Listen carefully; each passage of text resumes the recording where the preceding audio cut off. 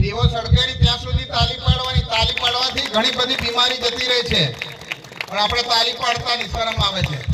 પણ ઘણી બધી બીમારીઓ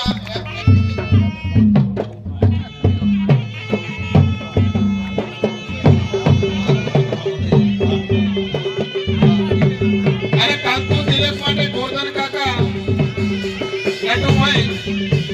ભાવશે કાંતો તિલકની સાહેબ નું સન્માન કરે.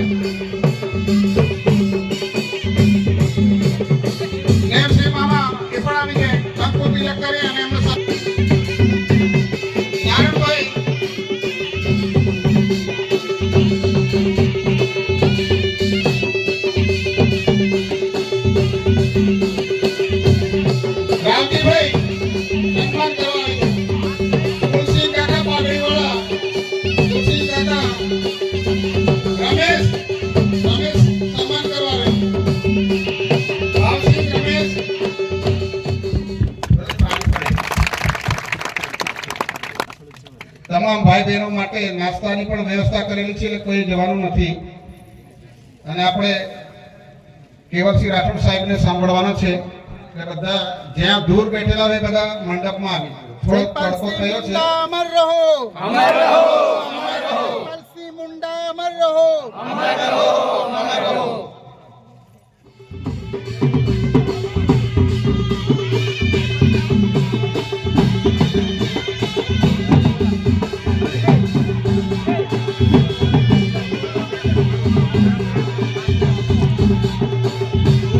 આપણા કાર્યક્રમને માન આપીને પ્રોફેસર અર્જુનભાઈ રાઠવા પધાર્યા છે.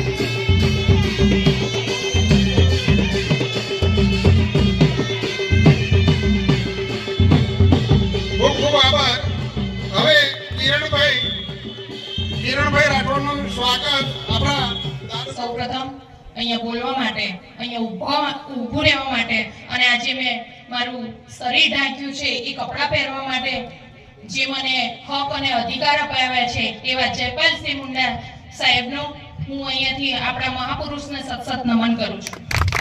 આપ સૌને જોહાર, જય આદિવાસી.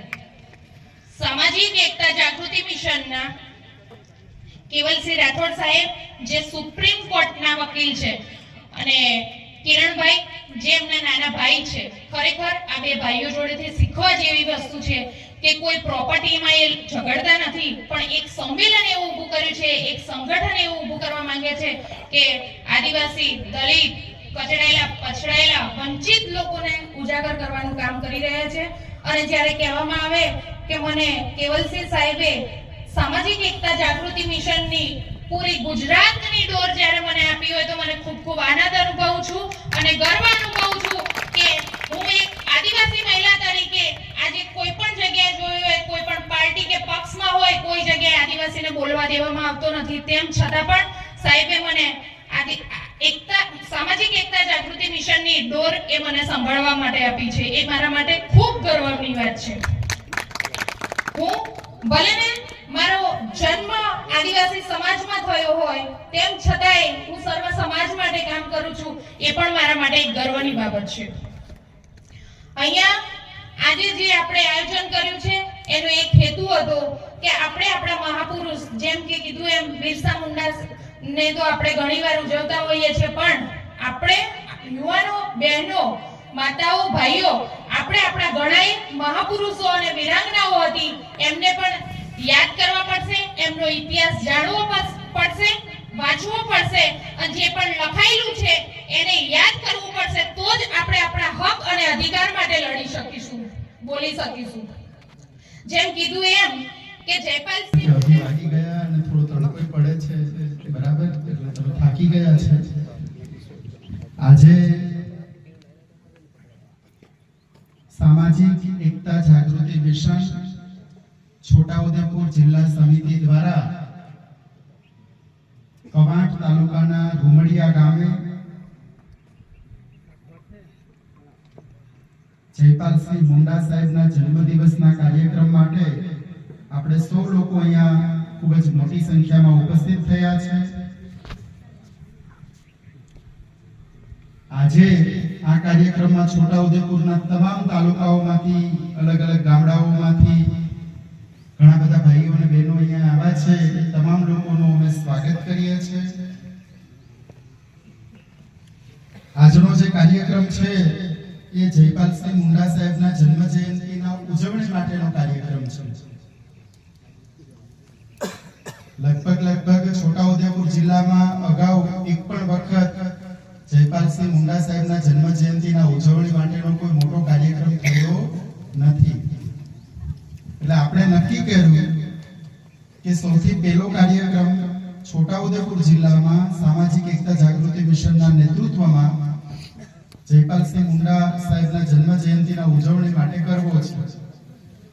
એટલે આપણે તમારું રૂમડિયા ગામ છે, ખૂબ જ ક્રાંતિકારી ગામ છે અને અહીંયાના જે લોકો છે એ ખૂબ જ શિક્ષિત છે, સમાજ માટે કામ કરવાની ખેવના ધરાવે છે, સમાજના અધિકારો માટે લડવાની વૃત્તિ ધરાવે છે. એટલે અમે રૂમડિયા ગામને પસંદ કર્યું છે. જયપાલસિંહ મુંડા સાહેબના વિશે આપણા જે આગળના જે વક્તાઓ હતા, ખાસ કરીને માનનીય મેઘનાબેન રાઠવા છે, કિરણકુમાર રાઠોડ છે, માર્ગેશ સક્સેના સાહેબ છે, પ્રોફેસર અર્જુન રાઠવા સાહેબ છે, માનનીય નરેન્દ્રભાઈ રાઠવા છે, બધા જ પૂર્વના વક્તાઓએ માહિતી તમને આપી છે. એટલે ફરીથી આપણે એ માહિતીને રિપીટ કરવાની નથી. પણ જયપાલસિંહ મુંડા સાહેબનો જન્મ જયંતિ આપણે કેમ ઉજવવી જોઈએ એની ચર્ચા આપણે કરીએ. જયપાલસિંહ મુંડા સાહેબનું જે છે ને, આપણે એમને મરાંગ ગોમટે કહેતા, મતલબ મહાન નેતા કહેતા. આપણા નેતા, જનનાયક શહીદ બિરસા મુંડાનો અવસાન થયું, એમને શહીદ થયા. એમને રાંચીની જેલમાં મારી નાખવામાં આવ્યા. એમના કારણે આપણી પાસે અત્યારે કેટલાક અધિકારો છે, જમીનના બધા અધિકારો. એ જમીન પરનું આંદોલન કરનારા આપણા શહીદ નેતા 1900માં એમનું મૃત્યુ થયું અને 3 વર્ષ પછી નરેન્દ્રભાઈ કીધું તેમ 3 વર્ષ પછી બીજા એક જનનાયક જે આપણી સામે સુપ્રીમ કોર્ટના એડવોકેટ સન્માનનીય કેવલસિંહ રાઠોડ સાહેબ આવ્યા છે. એ સંવિધાન જાણે છે, સંવિધાનના આધારે લોકોના અધિકાર માટે લડે છે. એ સંવિધાન એ બંધારણ બનાવવાની જે સમિતિ હતી બાબા સાહેબ આંબેડકરના નેતૃત્વમાં, ત્યાં જઈને આપણી વાત કરનાર જયપાલસિંહનો જન્મ બિરસા મુંડાના અવસાન પછી 3 વર્ષ પછી થયો.